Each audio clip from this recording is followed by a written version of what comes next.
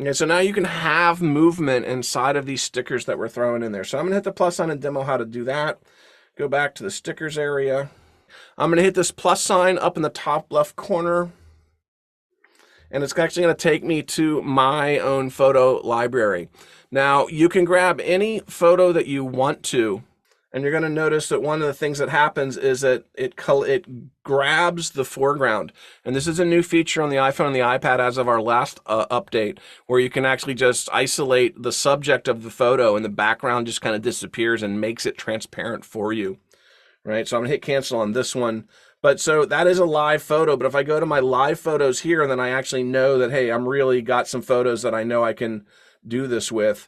So here's a picture of Alicia presenting. I'm going to go ahead and tap on it. You got to wait a second for that background to drop out of it. And then I can just say add sticker. And then that will be in my sticker collection.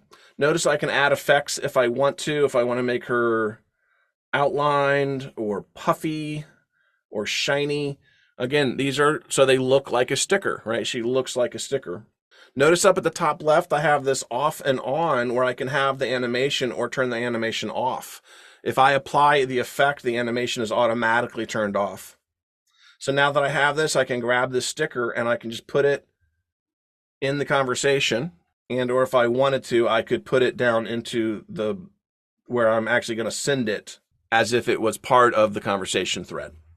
Okay, hit that plus sign one more time. And again, we're just looking at stickers.